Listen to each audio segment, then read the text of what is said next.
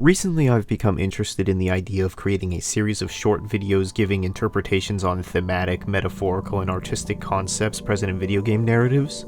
I'm going to try beginning this with Celeste, because that game slaps harder than my mom when I tell her I'm still unemployed, but more importantly because I have footage of it. The story surrounds Madeline, a deeply depressed and troubled woman seeking to climb to the top of Celeste Mountain in hopes of getting out of her own head. She inadvertently succeeds in this when the physical manifestation of her negative traits and feelings appears before her and starts causing all kinds of havoc. Madeline resolves to abandon her evil self, but not only does this not work out, it sends her right back to the bottom of the mountain, in the same way that attempting to silence the bad or conflicting parts of her personality returns her to self-hatred. Therefore, following a rematch, Madeline comes to the more mature conclusion that her problems are a part of her, and only by accepting, living, and working with them is she able to finally reach the heights she wishes to achieve. The Farewell DLC expounds on Madeline's condition, showing that a year later, and despite completing the climb, she is still not fixed, that deeper issues like depression do not suddenly go away, and while she is still healing, she is not immune to moments of weakness, denial, and grief. Celeste, I think, is a pretty good starting course for investigating metaphor because it's quite direct in its messaging. Madeline's problems are quite literally a central character in the story. Theo sits you down at one point just to talk about depression. Granny's entire purpose in the plot appears to be to gesture at the idea that a journey up the mountain is just as much spiritually taxing as it is physically. I feel as though it's almost redundant to address the themes of mental health, self-identity, and learning to live with oneself, because Celeste will tell you these things almost explicitly on its own. There is an advantage to writing so blatantly. No one is going to miss the intent, which certainly helps get the ideas across. The downside is that the on-the-nose dialogue and theming can come across as condescending or preachy, giving the impression that the writer does not trust the audience to get it. Generally, I think that Celeste manages to skirt over the latter scenario. While the story can at times feel a little obvious, that's not inherently a bad thing, and the game also feels genuine and heartfelt in a way that makes it apparent that it's coming from people who have dealt with real mental issues before and want to share their experiences.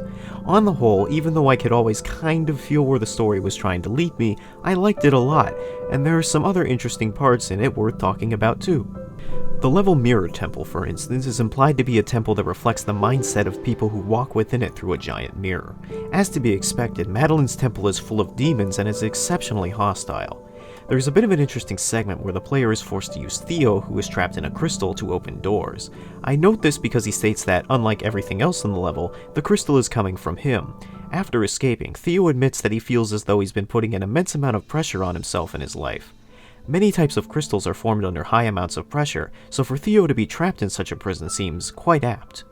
After falling from the mountain, Granny suggests that Madeline go find her other half and see what she's afraid of. During the following segment and ensuing boss fight, the tendrils of Madeline's bad half recede as she approaches, implying that what Madeline is truly frightened of is herself.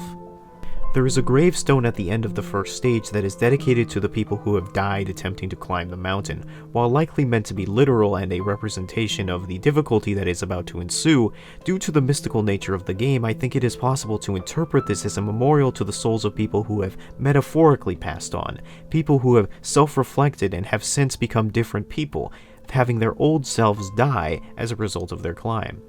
Mr. Oshiro is not quite a parallel to Madeline, but has some similar traits that relate to the story's greater themes of mental health. He is an unstable ghost whose dilapidated hotel is an extension of himself. He is unkempt, indecisive, and either does not believe or is not willing to fix the state of his building, with the mountain causing his anxiety to manifest in the form of a black hazardous goo. When Madeline is roped into cleaning up the mess for him, Oshiro doesn't really improve and Madeline's evil half lashes out. This demonstrates the way that one's own self-hatred develops into hatred for others by turning Oshiro into an evil snowman. At the end of the chase, Oshiro admits that he has to close the hotel and, by extension himself, for repairs before he can open things back up to other people again. It sort of shows that Oshiro had to be willing to let go and have a desire to improve himself before things could get better, and that he couldn't learn that by having Madeline fix his problems for him. In the end credits, Oshiro is shown cleaning the hotel with the goo, hinting that he may have come to terms with his anxiety in a similar way that Madeline has come to terms with herself. The symbolism in this game is also really well done.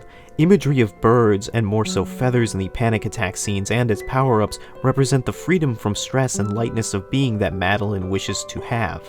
The motif of photographs and mirrors, images and reflections that show humans from an external point of view, but can also stand in for the internal emotions of those within the frame, are also notable.